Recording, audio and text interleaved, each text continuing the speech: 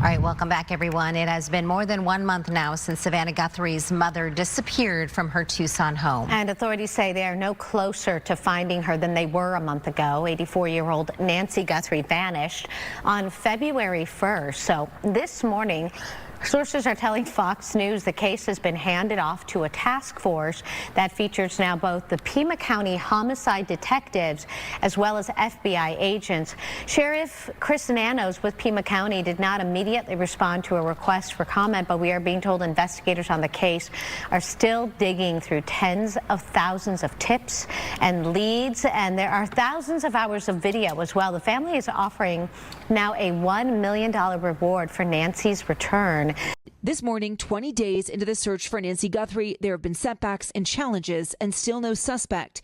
But some 400 FBI agents and sheriff deputies are still actively working the case, canvassing the city as they try to find answers to so many of the unknowns. At 1:47 in the morning, the camera goes dark. Less than an hour later, another signal disappears. By sunrise, an 84-year-old woman is gone from her home in Tucson, Arizona. Her phone is still inside. Her purse is still inside. And what investigators reportedly find near the house changes everything. This was not the kind of case that looked like someone simply walked away. Because the deeper authorities looked into the disappearance of Nancy Guthrie, the more disturbing the story became. A missing woman, a narrow overnight window, a masked figure caught on surveillance, and ransom messages that only made the mystery darker. What happened to Nancy Guthrie that night? Welcome to Silent Cases. In today's case, we're looking into the disappearance of Nancy Guthrie. Before we begin, if you are drawn to real cases told with care, depth, and respect for the victims, subscribe to the channel now. And tell me in the comments where you're watching from, because I always want to know how far these stories reach. Now, let us get into it. Nancy Guthrie, 84, disappeared from her home in the Catalina Foothills neighborhood of Tucson, Arizona, after being last seen there on the evening of January 31, 2026. By the next day, investigators believed this was not a normal missing person case. The story drew national attention almost immediately because Nancy is the mother of Savannah Guthrie, the NBC Today co-anchor. But what made this case so unsettling was not just who Nancy was. It was the timeline, the blood evidence, the surveillance footage, and the fake ransom messages that made the mystery even stranger. This was already a frightening disappearance. But then came the timeline, the blood evidence, the surveillance footage, and the fake ransom messages, and suddenly this case became far more disturbing than anyone first imagined. What makes this story so haunting is that, at first glance, the evening of January 31, 2026 seemed completely ordinary. There was no public sign of panic, no visible disturbance, no warning that within a matter of hours, Nancy Guthrie's life would become the center of one of the most unsettling missing person investigations in the country.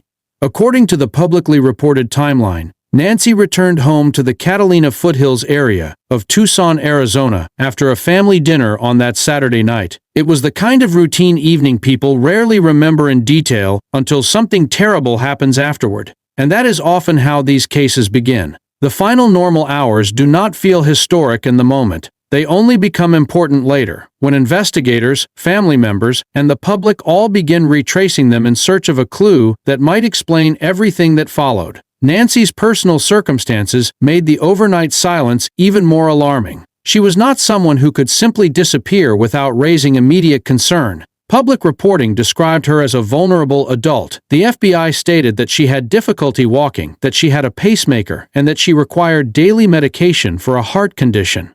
Those details matter for more than sympathy. They shape how investigators interpret the case. They narrow the range of reasonable explanations. They make the possibility of a voluntary unexplained departure less persuasive, and they increase the urgency of every hour that passes without answers. In true crime storytelling, this is the point where the audience understands that the stakes are not abstract. This is not just a mystery. It is a race against time, health, and physical vulnerability. The ordinary evening becomes ominous precisely because Nancy's condition makes the later disappearance so difficult to explain as anything innocent or accidental. And cases like this stay with people for exactly that reason. If this story is already getting under your skin, subscribe now, because there are more cases here that demand to be remembered. Then the timeline begins to harden around two chilling moments. The first reported anchor is 1:47 a.m. on February 1, 2026. According to AP's timeline, Nancy Guthrie's doorbell camera was disconnected at that time. In an investigation like this, a camera going offline is never just a technical detail. It becomes a signal in itself. It suggests interruption. It suggests intention. It suggests that someone may have wanted a home in the Catalina foothills to stop seeing what was happening at its own front door. That single timestamp gives the case its first sharp edge. Before that point, the story can still be told in soft outlines. After that point, the story begins to sound like a crime. Then comes the second timestamp. At 2:28 a.m., again according to AP's reporting, the Pacemaker app connected to Nancy's phone stopped transmitting. That is the kind of detail that gives a true crime case its unbearable tension, because it is both technical and deeply human. A digital disconnect is not just a system event. It marks the point at which technology, health, and personal safety intersect. Between 1:47 a.m. and 2:28 a.m., the window narrows. The night becomes less like a blank space, and more like a corridor through which something terrible may have moved. These two moments matter because they create structure inside uncertainty. They are not a full explanation. They do not identify a perpetrator. They do not tell investigators exactly what happened inside or outside the home. But they do what the most important pieces of a timeline always do. They transform a vague disappearance into a defined period of suspicion. They tell us that something appears to have changed in and around Nancy's home in the early hours of February 1. They tell us that the case does not float in mystery without shape. It has a beginning point, a sequence, a disturbing rhythm. A camera disconnects. A medical app disconnects. And by the time daylight arrives, Nancy Guthrie is gone. If you are still here, comment below with the moment this case first felt truly sinister to you. Was it the camera going dark, the app disconnect, or what was later found at the house? Once authorities began examining the house itself, the story grew darker. Nancy was officially reported missing on February 1, 2026, and from there, the tone of the case changed rapidly. This was no longer handled as a simple situation in which a vulnerable adult had failed to return a call or had wandered away unnoticed. Public reporting described the scene in ways that suggested investigators were confronting physical evidence, not just absence. AP reported blood near the doorstep. It reported signs consistent with forced entry. Those details did not answer the central question of who was responsible, but they pushed the investigation toward the possibility that Nancy had been taken against her will. Then came the details Savannah Guthrie shared publicly, and those details gave the house an eerie stillness. According to AP's reporting, the back doors were found propped open. Nancy's phone was still inside. Her purse was still inside. In true crime storytelling, these are the kinds of details that do not need embellishment because they already carry narrative weight on their own. A phone left behind suggests interruption. A purse left behind suggests no planned departure. Doors left open suggest movement, intrusion, or chaos. Together, those details make the home feel frozen in the aftermath of something incomplete, as though normal life had been interrupted mid-action and never resumed. This is also where the emotional gravity of the case begins to deepen. A house is meant to feel like the safest fixed point in a person's life. When a home becomes a suspected crime scene, that sense of safety collapses. And for viewers, that collapse is one of the reasons the story is so compelling. It is not just that someone vanished. It is that the place where she should have been safest may hold the traces of the event that took her away. Stories like this remind us how quickly ordinary life can turn into something unthinkable. If you believe cases like Nancy's deserve continued attention, take a moment to like this video. That simple action helps more people see it, and sometimes attention matters more than we realize. As the investigation widened, so did the scale of the response. The case brought together local and federal authorities, including the Pima County Sheriff's Department and the FBI Phoenix Field Office. Public appeals made clear that investigators were not only looking for direct eyewitnesses, they were asking for digital evidence as well, including surveillance video, doorbell footage, and photographs that might help reconstruct movement around the neighborhood and the home. That detail matters because it suggests an investigation grounded not only in physical searches, but in digital mapping of the night itself. Modern cases like this are no longer built only from interviews and footprints. They are built from cameras, timestamps, device records, and fragments of ordinary technology that may have captured something critical without anyone realizing it at the time. AP reported that the search grew intense, involving thousands of law enforcement officers and volunteers. That scale says two things at once. First, authorities took the disappearance with the highest seriousness. Second, despite major effort, the absence of Nancy became even more unnerving, because every large search that fails to find a missing person changes the emotional texture of a case. Hope does not disappear, but it changes. It becomes heavier, more conditional, more dependent on evidence that has not yet been uncovered. This chapter of the case is important in a true crime structure because it shifts the audience from the private space of the home to the broader public response. Family concern becomes institutional action. The mystery is no longer contained inside one property. It expands into Tucson, into Pima County, into the public imagination, and eventually into the national media. And yet, even as the effort expands, the central fact remains stubbornly the same. The person everyone is looking for has not been found. Then came one of the most unforgettable images in the case, the masked person on camera. The FBI publicly released surveillance material showing an armed individual appearing to tamper with the camera at Nancy Guthrie's front door on the morning of her disappearance. This is one of the strongest official pieces of evidence in the public record because it moves the case from implication to image.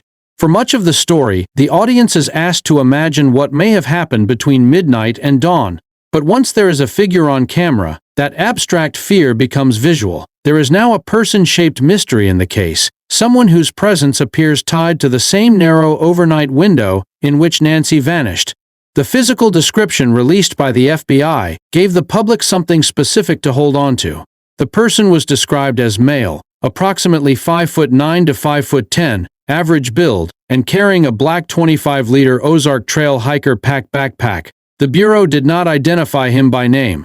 He remained a figure defined by silhouette, clothing, and movement rather than identity. And that anonymity is part of what makes the footage so disturbing. In true crime cases, there is a difference between a named suspect and an unnamed image. A named suspect creates a narrative of pursuit. An unnamed image creates a narrative of dread. There was also source-based reporting from ABC that one FBI-released image of the masked man without a backpack may have been captured on a day before February 1. That possibility matters because it introduces the idea that the home may have been observed in advance, but it has to be handled carefully. It is not the same as an official declaration that the suspect definitely cased the house. It is part of the reporting landscape around the case, not a settled conclusion. Still, in the structure of the story, even that possibility adds another layer of unease. Because if the person on camera had been there earlier, then the disappearance may not have been spontaneous at all. It may have involved planning, familiarity, or surveillance before the crime. Pause here for a second, because this is the kind of detail that stays with you. If you are watching closely and piecing this together with me, subscribe now and stay with Silent Cases for more stories where the smallest details matter most. As public fear grew, so did the reward. The FBI initially offered $50,000 for information, and AP reported that on February 12, 2026, that amount was doubled to $100,000. The current public reward listing reflects that higher figure. Reward increases matter in cases like this for reasons beyond money. They communicate escalation.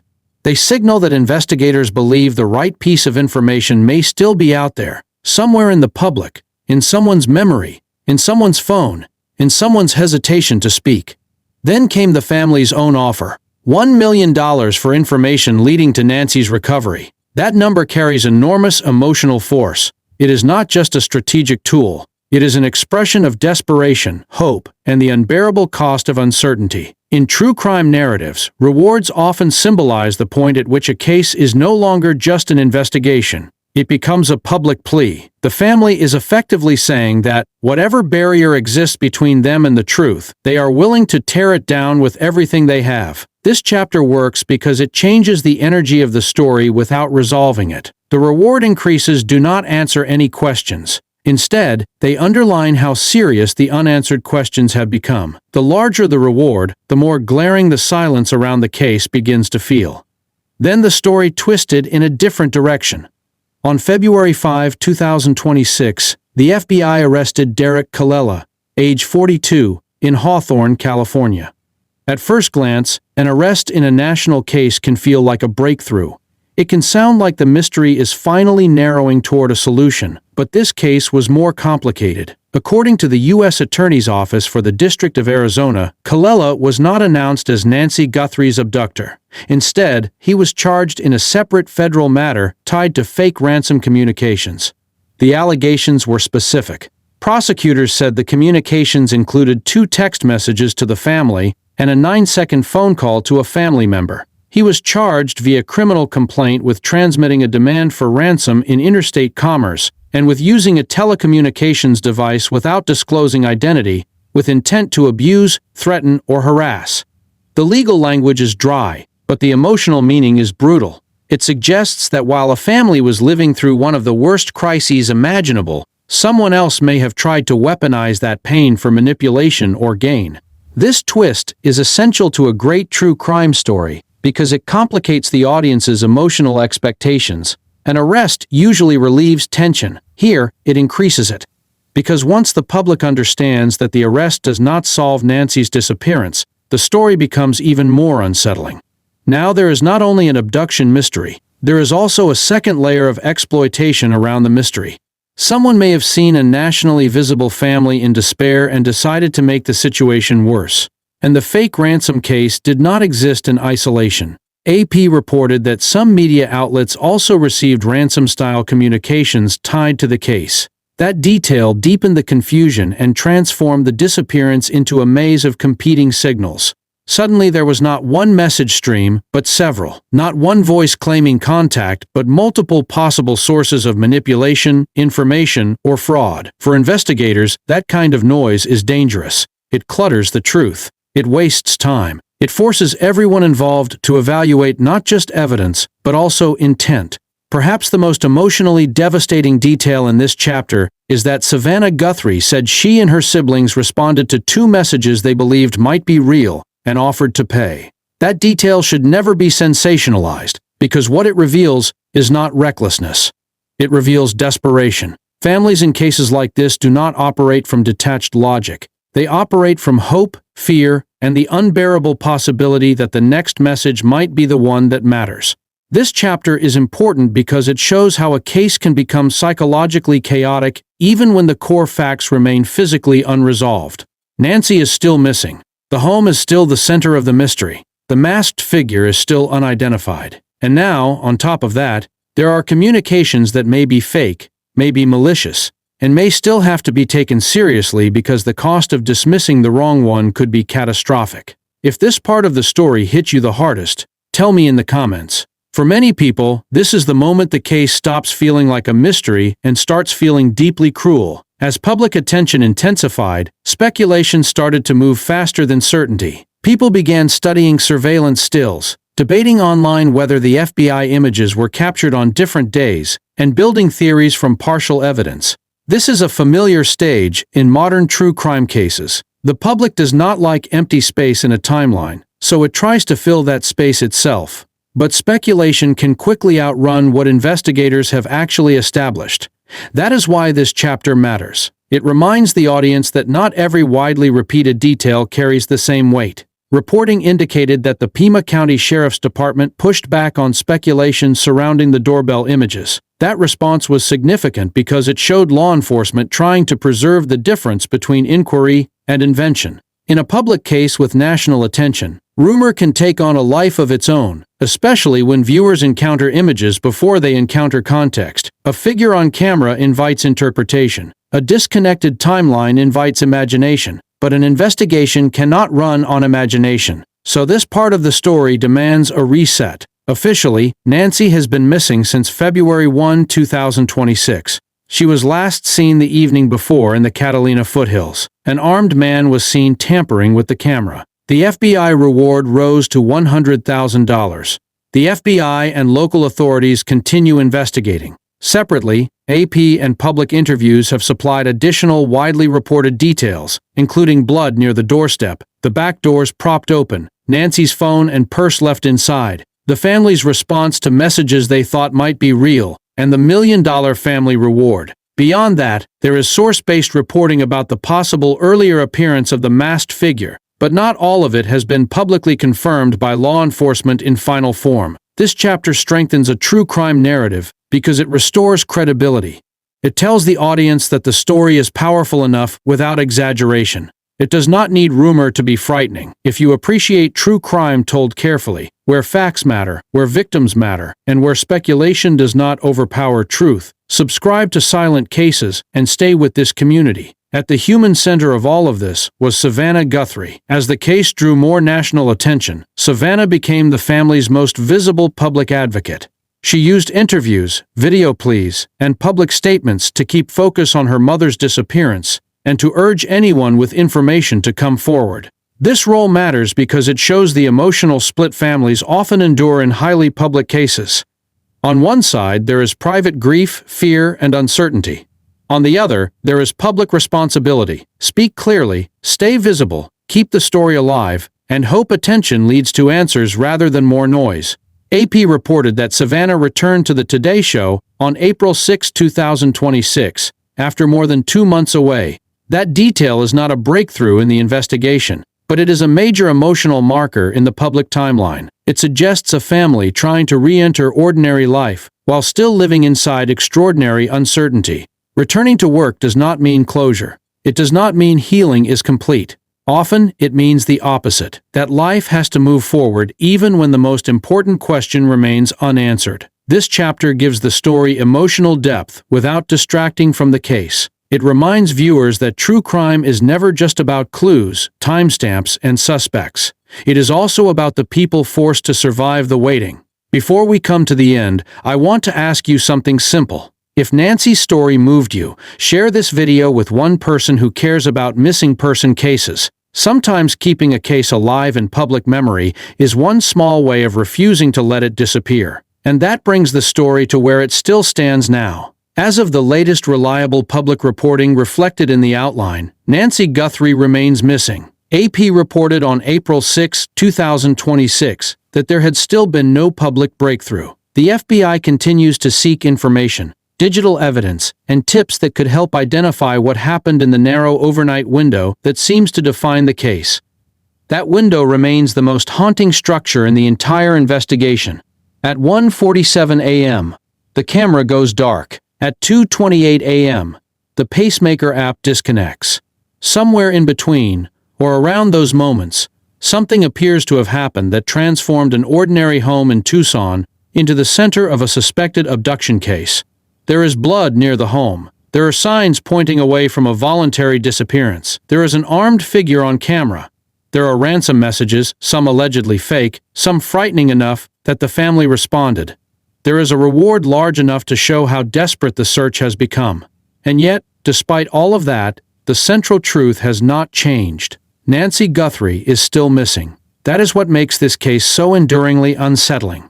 It contains many of the elements that draw people into true crime: a narrow timeline, physical evidence, surveillance footage, national attention, a vulnerable victim, and a twist involving false ransom demands. But what gives the story its real weight is not the complexity, it is the incompleteness. There is still no public answer to the simplest and most devastating questions. Who disabled the camera? What happened after that? Was the masked person acting alone? Was the home watched in advance? Which communications were genuine, if any? And most importantly, where is Nancy? In the end, the public case file does not read like a finished story. It reads like a story frozen at the worst possible point. The beginning is visible. The middle is full of fear, evidence, and confusion. But the ending has not arrived. And until it does, the case of Nancy Guthrie remains exactly what the most haunting true crime stories always are. Not a solved narrative from the past, but an open wound in the present. If you want more deeply researched cases told with suspense, empathy, and respect, subscribe to Silent Cases. And if you stayed until the end, leave the word justice in the comments so I know you were here with me all the way through.